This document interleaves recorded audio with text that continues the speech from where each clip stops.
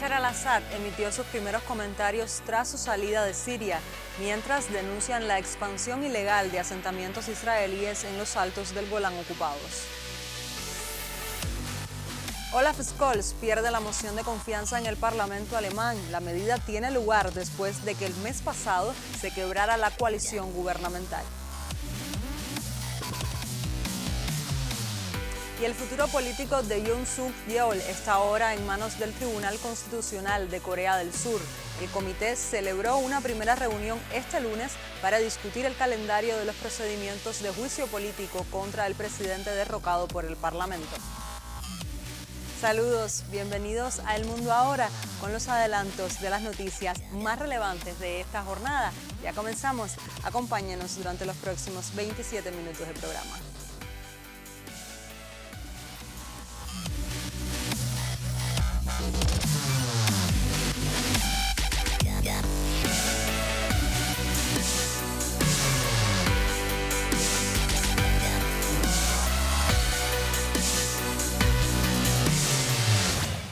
Iniciamos nuestro recorrido por las noticias de mayor impacto en el mundo.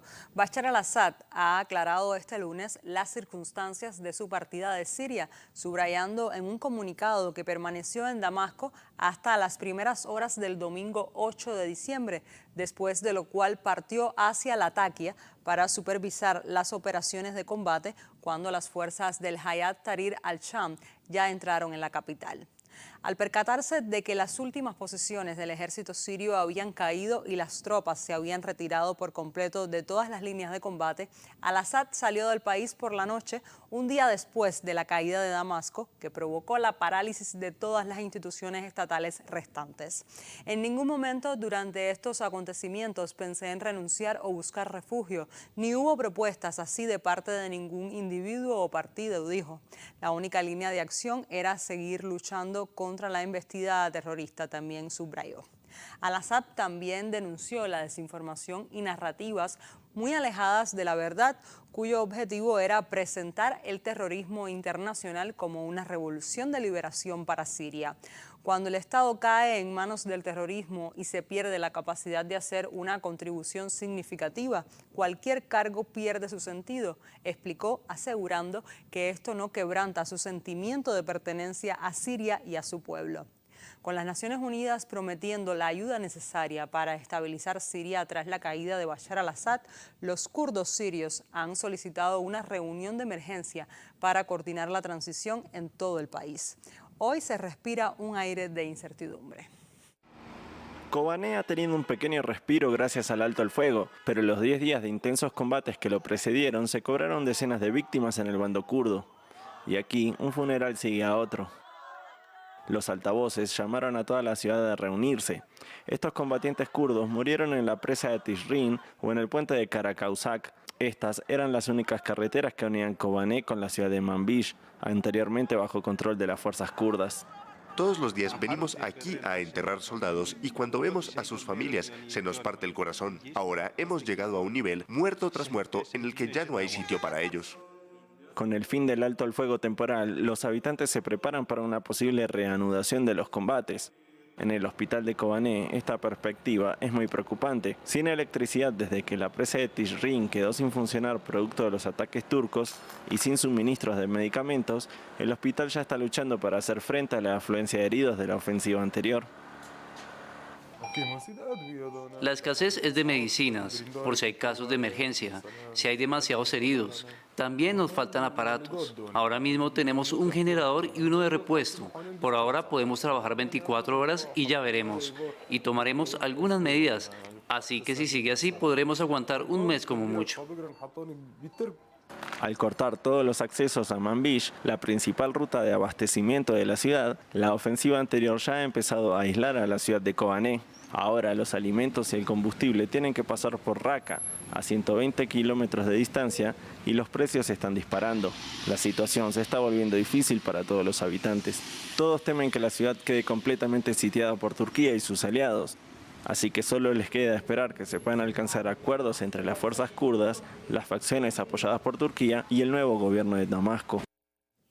Por otra parte, el Ministerio de Asuntos Exteriores de Turquía emitió este lunes un comunicado en el que condena enérgicamente la decisión de Israel de expandir sus asentamientos y duplicar la población de colonos en los altos del Golán, territorio ocupado perteneciente a Siria. Esta decisión es una nueva etapa en el objetivo de Israel de ampliar sus fronteras a través de la ocupación, señala el escrito, enfatizando que la acción es muy preocupante al violar el acuerdo de retirada de 1974 con avances en las zonas de amortiguamiento y la ejecución de ataques aéreos contra territorio sirio. Según Ankara, estos movimientos de Tel Aviv socavan gravemente los esfuerzos por alcanzar la paz y la estabilidad en Siria y aumentan aún más la tensión en la región. En este contexto, la Cancillería turca instó a la comunidad internacional a adoptar las medidas necesarias como respuesta a las acciones de Israel para asegurar el fin de los pasos ilegales del gobierno de Netanyahu. Barcos hundidos en el puerto sirio de Latakia, destruidos por los últimos ataques aéreos de Israel. Se calcula que desde la caída del régimen de Bashar al-Assad, el ejército israelí ha bombardeado Siria más de 450 veces. Israel afirma que su objetivo es evitar que los extremistas consigan armamento y por eso bombardea depósitos de armas y defensas antiaéreas. Pero los ataques transfronterizos han provocado la condena internacional, incluida la de la ONU. El secretario general está especialmente preocupado por los cientos de ataques aéreos israelíes sobre varias localidades de Siria, subrayando la urgente necesidad de desescalar la violencia en todos los frentes en el país. Israel mantiene ocupada la mayor parte de la región siria de los Altos del Golán desde 1967, pero ahora está ampliando su radio de acción con el envío de tropas a una zona de contención patrullada por la ONU. Israel ha tomado este puesto militar sirio abandonado, afirmando que con estas operaciones solo busca proteger su seguridad. Aquí había un país que era un estado enemigo, su ejército se desintegró y existe la amenaza de que elementos terroristas puedan llegar hasta aquí. Abandonamos para que estos terroristas extremistas no se instalen junto a la frontera. No estamos interviniendo en lo que ocurre en Siria. No tenemos intención de intervenir en Siria. El HTS, el grupo rebelde que derrocó al régimen de al-Assad, declaró el sábado que el avance israelí supone la amenaza de una escalada de la violencia en la región. Y añadía, el agotamiento general en Siria tras años de guerra no nos permite entrar en nuevos conflictos. A pesar de sus mensajes moderados, Israel sostiene que el nuevo régimen sirio podría ser una amenaza para su seguridad. Israel se ha aprovechado de la actual crisis siria para avanzar en sus planes de ocupación. El analista en política internacional Jorge Creines explicó para Telesur por qué y para qué son los planes israelíes. Se trata, en primer lugar, de agredir y, en lo posible, dividir en pedazos a diferentes países. Ya han logrado buena parte de ello en Irak, por ejemplo, y al mismo tiempo ocupar esos espacios con colonos. En este momento, cuando se define que van a impulsar la colonización israelí de los territorios sirios recientemente ocupados después de la partida de Bashar al-Assad, vamos a decir que eso implica el inicio del desplazamiento de la población ancestral siria de estos lugares, por lo cual es de prever que las condiciones humanitarias en ese lugar pasen a ser desesperantes como lo fueran con el pueblo de Palestina, o como lo siguen siendo. Para estabilizar su ocupación, el gabinete del primer ministro israelí Benjamin Netanyahu aprobó el domingo un plan para ampliar los asentamientos y duplicar la población israelí en los ocupados altos del Golán sirios. Los medios israelíes informaron este lunes que Israel ha ocupado más de 370 kilómetros cuadrados de territorio sirio. Los informes señalan la expansión israelí a una profundidad de 26 kilómetros desde las laderas del monte Hermón hasta el interior del campo del sur de Damasco a lo largo de la frontera con el Líbano.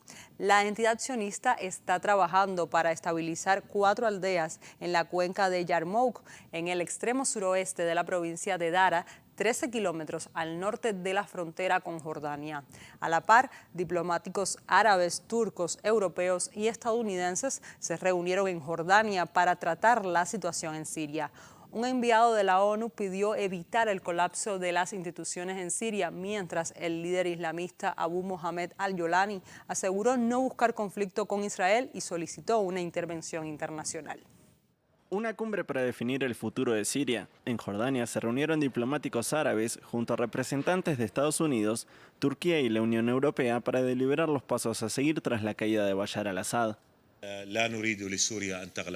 No queremos que Siria caiga en el caos, queremos que Siria avance por un camino que la lleve hacia el futuro. Como he dicho, un futuro que sea próspero para todos los sirios. Los mecanismos para lograr este futuro son claros, mecanismos que todos conocemos, que están definidos en la resolución 2254. Lo que importa es la inclusión en la implementación de la resolución sin exclusión ni marginación, para que todos los sirios sientan que este momento histórico es para todos ellos. Las bases sobre las que se pretenden que se asiente el nuevo gobierno sirio son claras y tiene 2 puntos sobresalientes: el respeto a los derechos de las minorías sirias y que el país no comience a funcionar como base para grupos que algunos países consideran terroristas. El secretario de Estado, Antony Blinken, dijo que Washington ya tuvo diálogos con miembros del grupo HTS.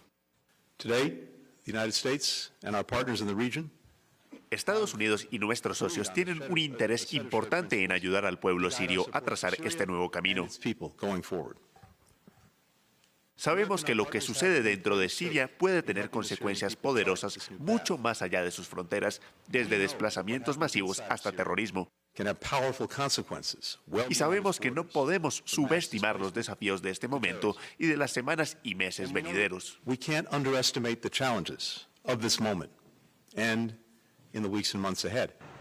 Rusia e Irán, 2 socios del gobierno de Bashar al-Assad y con fuerte influencia en el país, no fueron invitados a la cumbre.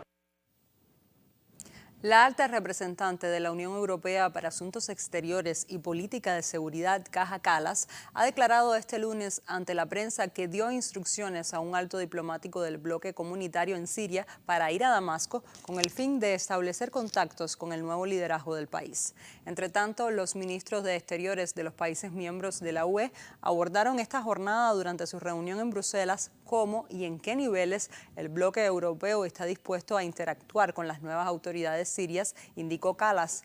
Siria enfrenta un futuro optimista, pero bastante incierto, y tenemos que asegurarnos de que esto va en la dirección correcta, afirmó la funcionaria.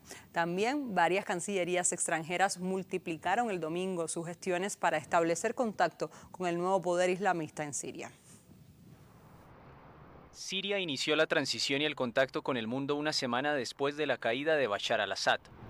Varias cancillerías extranjeras multiplicaron el domingo sus gestiones para establecer contacto con el nuevo poder islamista en Siria. El enviado de la ONU para Siria, Geir Pedersen, llamó el domingo a enviar ayuda humanitaria y pidió evitar actos de venganza tras la caída de al-Assad, derrocado por una alianza liderada por un grupo islamista. Pedersen se reunió con Abu Mohamed al-Yolani, el jefe del grupo islamista Hayat Tahrir al-Sham, quien lideró la coalición rebelde que derrocó al gobierno de al-Assad el 8 de diciembre tras una ofensiva relámpago de 11 días. Los nuevos dirigentes de Siria afrontan ahora el desafío de tranquilizar a la comunidad internacional, mientras la población sigue conmocionada por duros testimonios de tortura bajo el anterior gobierno. Nuestro objetivo es el perdón y la reconciliación, pero debe haber justicia transicional para que no haya venganza, porque hay que dar a la gente sus derechos y hacer que los criminales rindan cuentas dentro de la ley, dentro del poder judicial y dentro de las instituciones nacionales. Y si Dios quiere, todos los sirios tendrán seguridad y protección.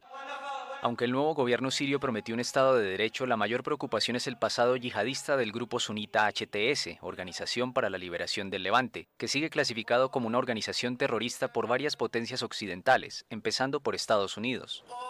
El jefe de la diplomacia estadounidense, Antony Blinken, afirmó el sábado que Washington estableció un contacto directo con HTS, en parte porque las autoridades quieren encontrar a Austin Tice, un periodista estadounidense secuestrado en 2012 en Siria. Una semana después de la toma del poder del grupo sunita, en la entrada de la Universidad de Damasco, 2 estudiantes colocaron la bandera de 3 estrellas rojas, símbolo de la oposición a al-Assad. Decenas de estudiantes con uniforme escolar volvieron el domingo a clases en la capital.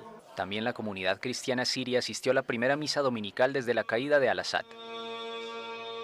Con la vuelta a la normalidad, los sirios enfrentan un descalabro económico por el impacto de casi 14 años de guerra, que dejó más de 500.000 de muertos, y los efectos de las sanciones internacionales.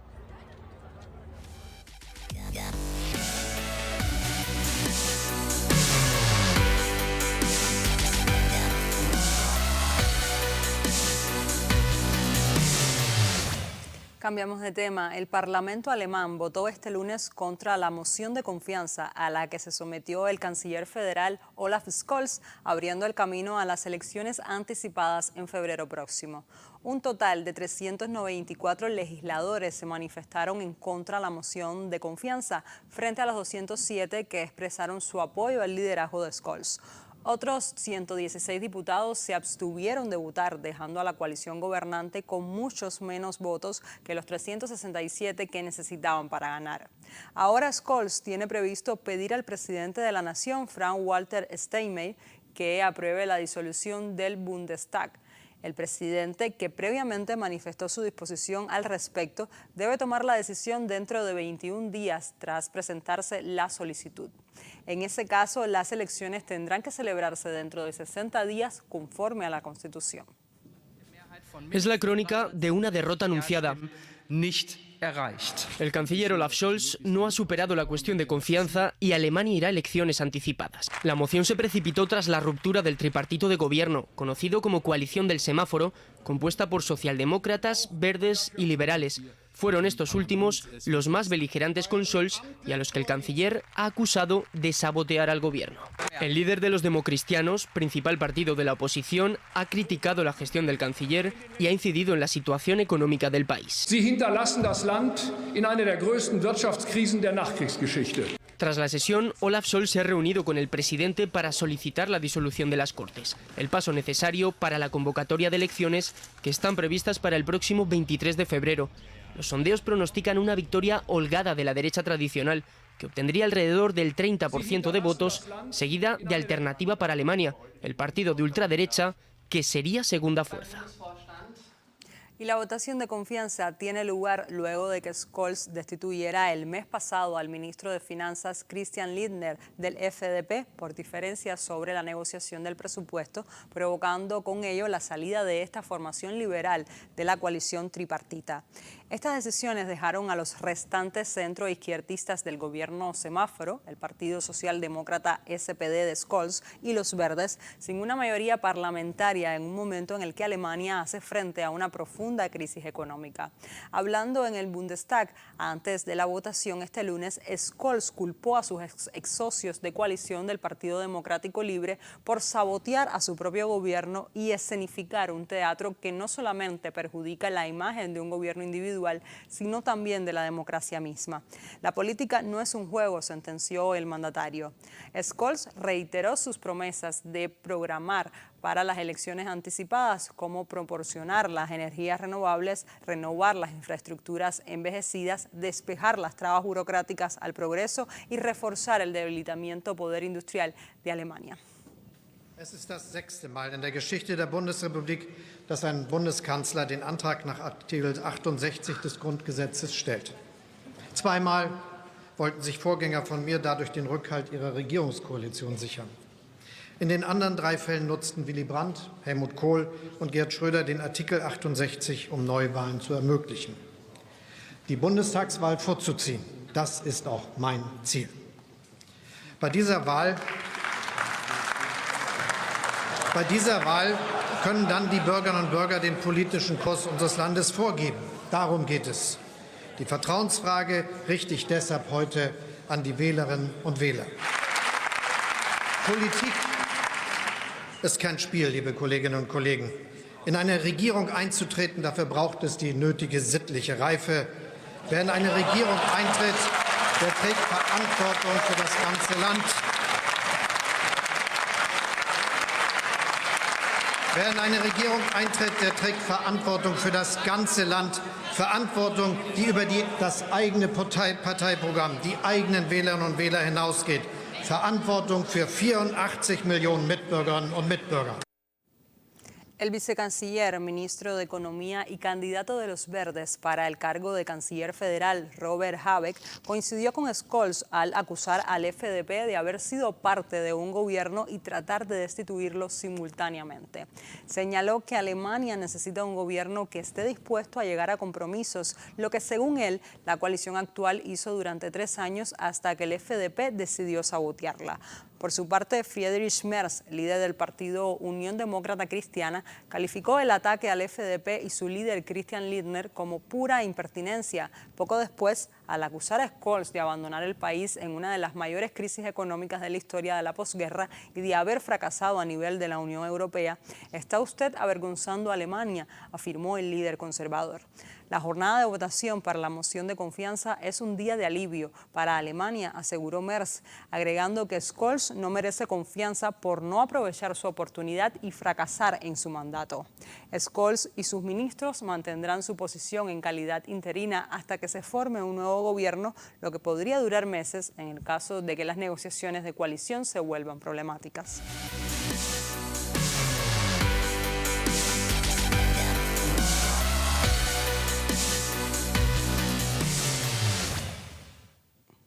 Pasamos a Asia. Una unidad conjunta de investigadores anticorrupción y también de la policía y del Ministerio de Defensa de Corea del Sur ha solicitado la comparecencia para este miércoles 18 de diciembre del presidente suspendido Yoon Suk-yeol por cargos de insurrección y abuso de poder.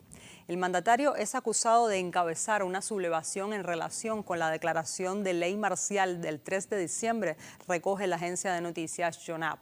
Una solicitud anterior de los fiscales para interrogarlo el domingo fue rechazada por Yoon porque aún no había contratado a sus representantes legales. El Tribunal Constitucional surcoreano celebró la tarde de este lunes su primera reunión de magistrados en el marco de los preparativos para el juicio político contra el presidente, así como anunciar los resultados preliminares de las deliberaciones.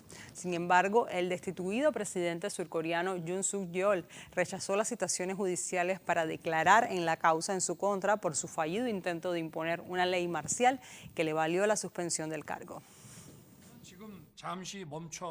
El destituido presidente surcoreano rechazó las citaciones judiciales para declarar en la causa en su contra por su fallido intento de imponer una ley marcial. Los fiscales enviaron el lunes una segunda citación a Yoon Suk-yeol para interrogarlo en el proceso por insurrección y abuso de poder después de que el político conservador no compareciera a una primera citación. La unidad conjunta de investigación también pidió que el destituido presidente comparezca el miércoles, pero su oficina rechazó la citación. En caso de que siga negándose a comparecer, los investigadores pueden solicitar una orden de detención. Yoon Suk-yeol, de 63 años, destituido de su cargo por el Parlamento el sábado, enfrenta 2 investigaciones judiciales por cargos de insurrección, una de la Fiscalía y otra de un equipo conjunto de la Policía, el Ministerio de Defensa y fiscales anticorrupción. Ahora la Corte Constitucional tiene 6 meses para pronunciarse sobre si confirma o no la destitución de Yoon, y el alto tribunal inició el lunes el proceso y fijó para el 27 de diciembre una audiencia preliminar. En caso de que se confirme la destitución, se celebrarán nuevas elecciones en un plazo de 2 meses.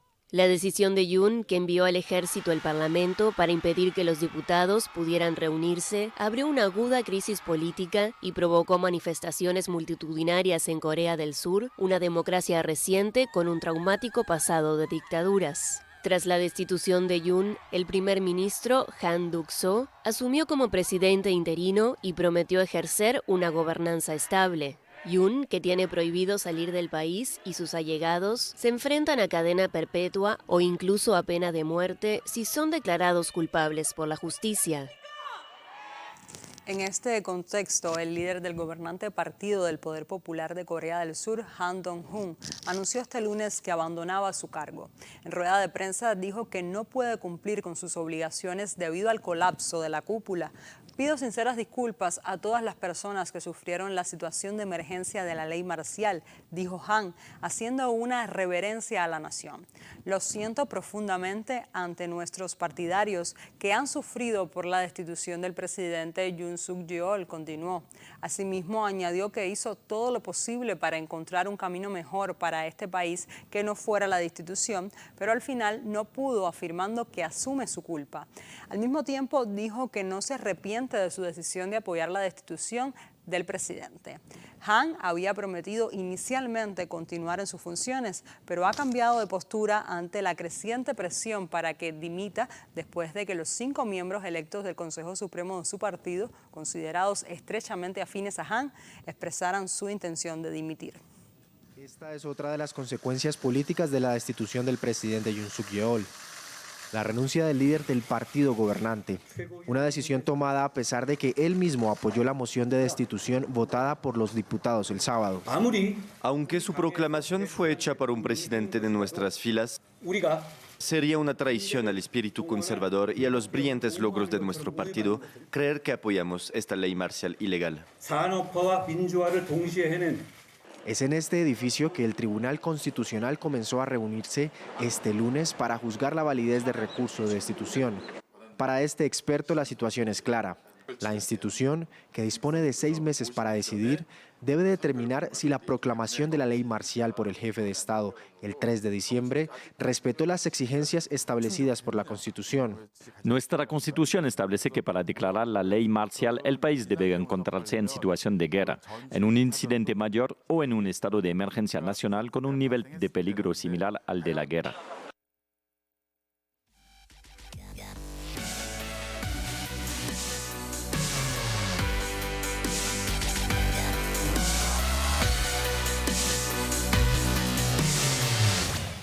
Con el repaso de las noticias más relevantes del panorama internacional en las últimas horas, ponemos punto final a esta emisión del programa. Manténgase informado en el canal Cubano de Noticias.